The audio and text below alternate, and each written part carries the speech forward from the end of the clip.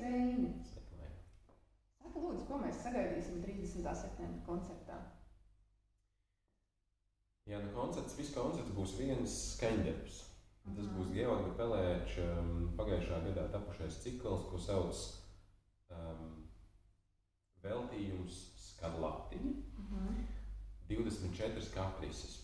Un, tas ir tāds, jā, koncerta garuma darbs, un viņš to rakstīja savā 75. jubilejā.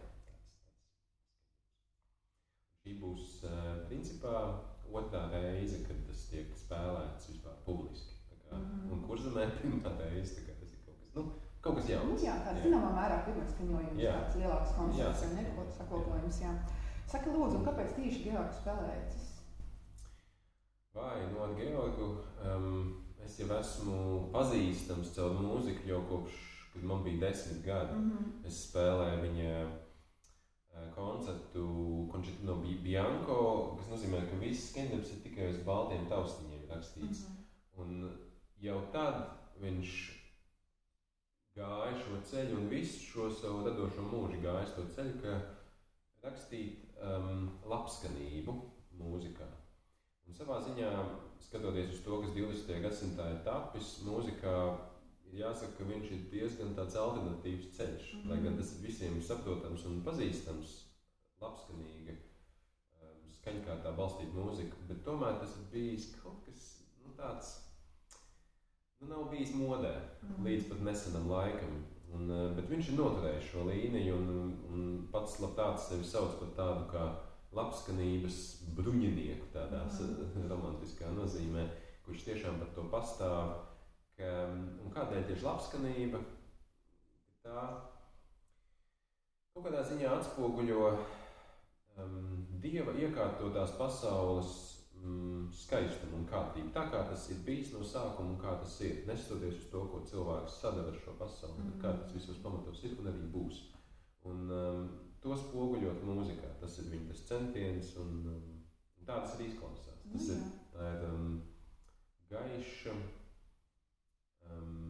sprigana, enerģiska mūzika, ja domā, ka viņš savos 75 gluži kā jauns puika draiskojas dažbrīd mūzikā, un tas ir kādā ziņā neparasti un ļoti aizraujoši to dzirdēt un redzēt. Jā, un saka, lūdzu, kā tev šķiet, kā sasaucas Kļaviņš koncertu un akordes skanējums tieši ar Georgu Pelēču, tā ir? Jā, ar Dāvida Kļaviņa klavierēm es jau kādu laiku esmu iepazinies un domājis, kas no tā, ko es spēlēju, varētu iestāvēt šim pilnīgi unikālajam instrumentam, jo tas tomēr nav, tā ir pilnīgi unikāla skaņa. Un es joprojām jūtos, ka es kaut kā taustos, bet man šķiet, ka mēs esam atraduši, ka šis Pelēža cikls varētu būt tieši laikā, jo vispār grūti vārdos īstenībā izteikt, kā lai apraksta šo klavieru skaņu, jo īpaši un akorda skaņu. Es gan spēlēšu tā pilnā varianta, kas ir nedaudz lielāks par šo, bet tas ir jādzird vispār, tas ir skaidrs, ka tas ir jādzird koncertā. Es pats esmu dzirdējis, kā spēlē Bahu uz šī instrumenta, un man šķiet tas ļoti labi strādā, man jau tā no paša sākuma likās. Un līdz ar to arī Skarlatī rakstīts te pašā laikā, viņi dzīvoja Bachs un Skarlatī varētu ļoti labi tam piestāvēt. Un līdz ar to man ienāca prātā, bet lūk, Pelēcis uzrakstīs šo jauno darbu veltījumu Skarlatī, kura valoda ir ļoti lielā mērā ietekmējusies no Skarlatī rakstības tieši taustiņu instrumentiem, un ka tas varētu strādāt. Un cik es esmu provējis, manuprāt, tas arī strādā. Bet tas tiešām ir jādzird, kā tas izklausās. Diezgan tukšs. Paldies tev!